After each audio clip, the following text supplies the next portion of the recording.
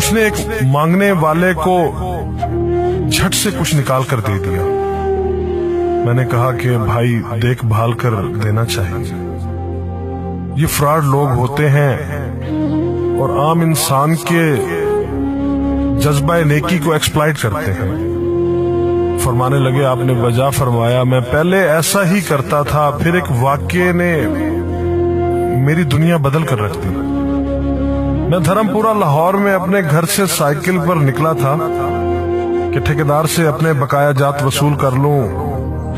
میں اسٹیل مل فکسر تھا اور ایک کوٹھی کے لینٹر کے پیسے باقی تھے، مگر ٹھیکیدار آج کل پر ٹرخا رہا تھا۔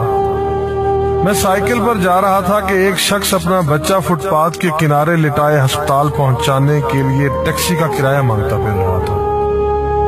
وہ کبھی کسی پیدل کا بازو پکڑ کر ہاتھ جوڑ دیتا، میرا بچہ بچا لیں، مجھے ٹیکسی کا کرایہ دے دیں، تو کبھی موٹر سائیکل والے کو ہاتھ دے کر روکتا، کبھی کسی کار والے کے پیچھے بھاگتا کہ وہ کار میں اس کے بچے کو ہسپتال پہنچا دے۔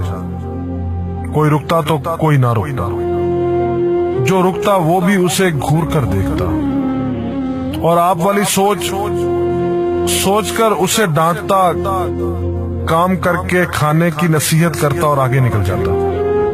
میں جو سائیکل سائیڈ پر روکے ایک پاؤں زمین پر ٹیکے اس کا تماشا دیکھ رہا تھا، اچانک اس کی نظر مجھ پر بھی پڑی۔ اس نے میری سائیکل کا ہینڈل پکڑ لیا، بھائی جان خدا کے لیے میرے بچے کی زندگی بچا لیں، اس کو سخت بخار ہے، آپ نیچے اتر کر اس کو دیکھ تو لیں، آپ کو یقین آ جائے گا، آپ دیں گے تو شاید کسی اور کو بھی اعتبار آ جائے۔ مگر میں بھی آپ کی طرح سوچ رہا تھا۔ پھر جس جارحانہ انداز میں اس نے میری سائیکل کا ہینڈل پکڑ رکھا تھا، لگتا تھا کہ ادھر میں سائیکل سے اترا اور ادھر وہ سائیکل پکڑ کر بھاگ جائے گا۔ میں نے بھی اسے کام کر کے کھانے کی تلقین کی اور پچھلے جمعے میں سنی ہوئی حدیث اس کو بھی سنا دی، کما کر کھانے والا اللہ کا دوست ہوتا ہے، اور اپنا ہینڈل چھڑا کر بڑبڑاتا ہوا آگے چل پڑا۔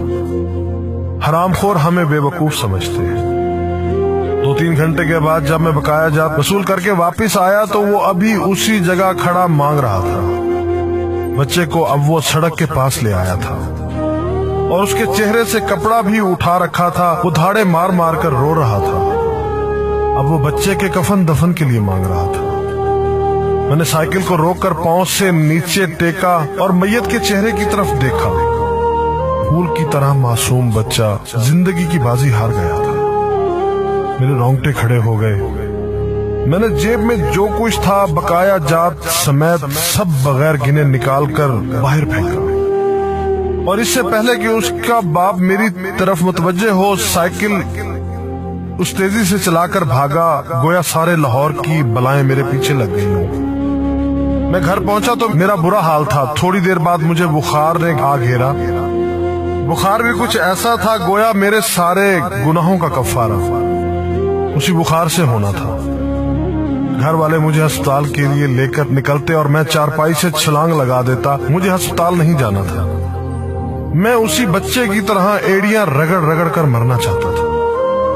2-3 دن کے بعد بخار کو تو آرام آ گیا، مگر میں ذہنی مریض بن گیا۔ مجھے لگتا گویا میرا اپنا اکلوتا بیٹا جو 3ری کلاس میں پڑھتا تھا وہ اس بچے کے کفارے میں مر جائے گا۔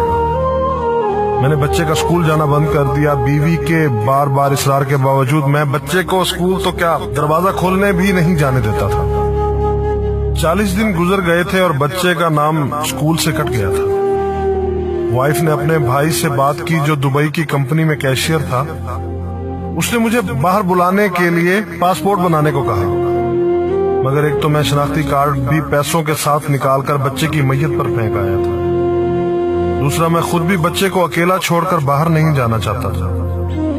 وہ 40 دن قیامت کے 40 دن تھے۔ 40ویں دن 10 بجے کے لگ بھگ ہمارے گھر کا دروازہ بجا۔ دروازہ میں نے خود ہی کھولا اور سامنے اس بچے کے باپ کو دیکھ کر مجھے چکر آ گیا۔ مجھے لگا جیسے ہم دونوں آمنے سامنے کھڑے خلا میں چکر کاٹ رہے ہیں۔ درمیان میں بچے کا چہرہ بھی آ جاتا۔ میری کیفیت سے بے خبر اس باپ نے مجھے دبوچ لیا اور پھوٹ پھوٹ کر رونا شروع کر دیا۔ وہ کچھ کہنے کی بجائے میری ٹھوڑی کو ہاتھ لگاتا اور اسے چوم لیتا، جبکہ میں پتھر کا بت بنے اس کی گرفت میں تھا کہ اچانک مجھے جھٹکا لگا اور میری چیخ کچھ اس طرح نکلی جیسے کسی کو پانی پیتے وقت اچھو لگ جاتا ہے اور پانی اس کے منہ اور ناک سے بہہ نکلتا ہے۔ میں اس بچے کے باپ کو سختی کے ساتھ سینے سے لگائے یوں رو رہا تھا گویا اس کا نہیں بلکہ میرا بچہ مر گیا ہے۔ ہمارے رونے سے گھبرا کر پورا محلہ اکٹھا ہو گیا تھا۔ آہستہ آہستہ 40 دنوں کا غبار نکلا، اس کو میں گھر میں لے کر آیا۔ محلے والے بھی آ گئے تھے جنہوں نے اس آدمی سے بہت افسوس کیا۔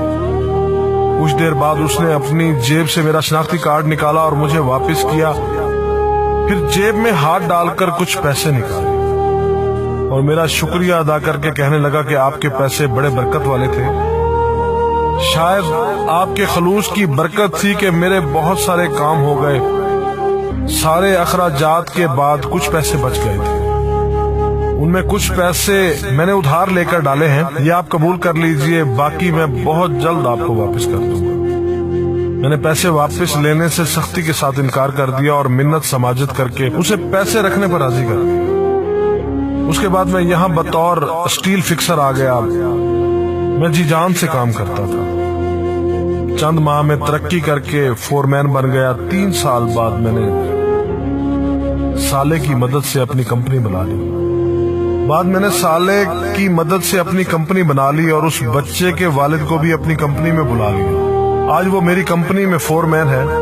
اس بچے کے بعد اللہ نے اس سے 2 بیٹوں اور 1 بیٹی سے نوازا ہے۔ میں اسے آپ سے ملواؤں گا، مگر اسے سائیکل والا قصہ مت بیان کیجیے۔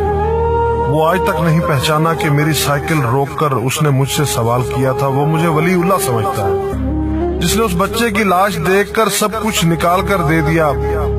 قاری صاحب، اس دن کے بعد میں کسی کو خالی ہاتھ نہیں لوٹاتا۔ تھوڑا سا دینے سے نہ وہ امیر ہوتا ہے اور نہ میں غریب ہوتا ہوں۔ بس دل کو تسلی ہوتی ہے کہ میں اس بچے کا خون بہا ادا کر رہا ہوں۔ رہ گئی لوٹنے کی بات تو قاری صاحب ہمیں کون نہیں لوٹتا۔